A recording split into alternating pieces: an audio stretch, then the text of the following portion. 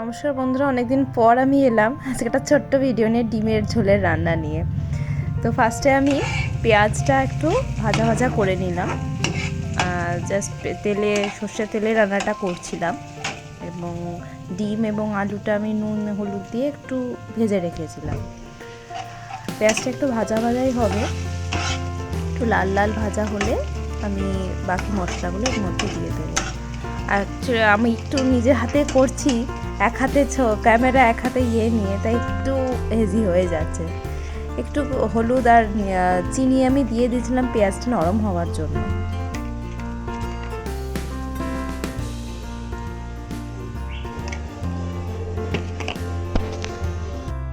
এমনিতেও একটু চিনি দিলে রান্নার কালারটা খুব ভালো আসে। এরপর এক একে মশলা দিলাম, একটু জিরে গুঁড়ো দিলাম 1 চামচের মতো। এটাতে একটা জিনিস খেয়াল রাখবেন, আমি কোনো ধনে গুঁড়ো কিন্তু দিইনি, কোনো আলাদা কোনো ফোড়নও দিইনি, জাস্ট পেঁয়াজ ফোড়ন দিয়ে আমি রান্নাটা করছি। এবং জিরে ভাজাটা দেওয়ার পরে একটু ভাজা ভাজা হয়ে গেলে আমি আলাদা যে মশলাগুলো দেবো।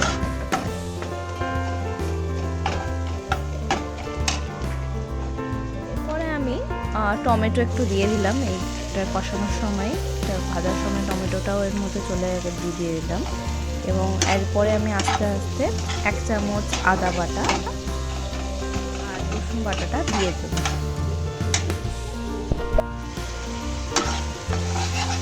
আদা আর রসুন বাটা 1 চামচ করে দিয়ে দিয়েছি এবং ভালো করে এবার মশলাটাকে কষাবো। এবং ততক্ষণ কষাবো যতক্ষণ না মশলাটা থেকে তেল ছেড়ে আসে।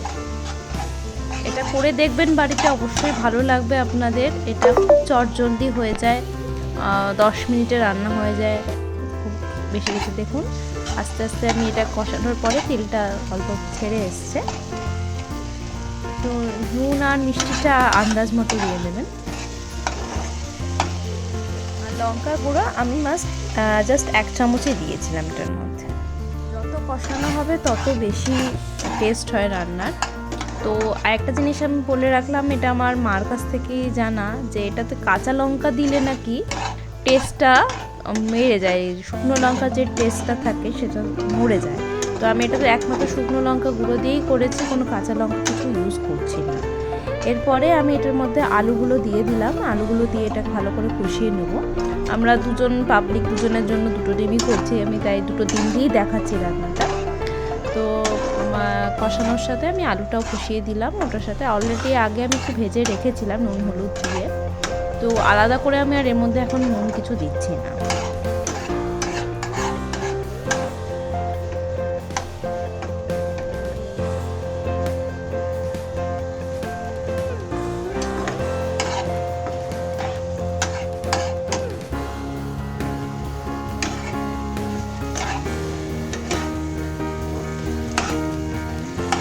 কষে গেছে, এরপর আমি এটার মধ্যে একটু জল দিয়ে দেবো।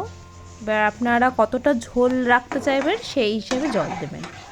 এবং এরপরে একটু ঝোলটা ফুটে উঠলেই আমি ডিমটা দিয়ে দেবো, এবং তাহলেই রান্নাটা কমপ্লিট। নামানোর আগে জাস্ট একটু গরম মশলা ছড়িয়ে দেবো।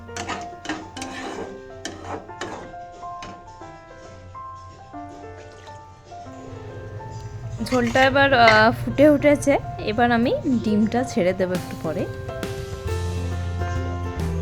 ডিমটা যেটা ভেজে রেখেছি আমি আগে থেকে, এবার আমি ডিমটা ছেড়ে দিলাম।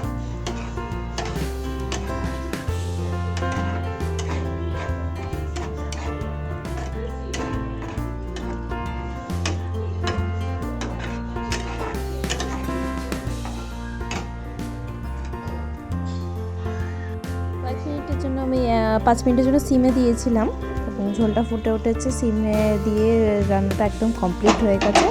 জাস্ট নামানোর আগে একটুখানি আমি গরম মশলা ছড়িয়ে দিয়ে গরম গরম সার্ভ করে নেব। আর আপনাদের জন্য বলে রাখি, যদি ভালো লেগে থাকে অবশ্যই চ্যানেলটা লাইক করবেন এবং সাবস্ক্রাইব করবেন। আর 10 মিনিটের ডিমের ঝোল রেডি। Thank you.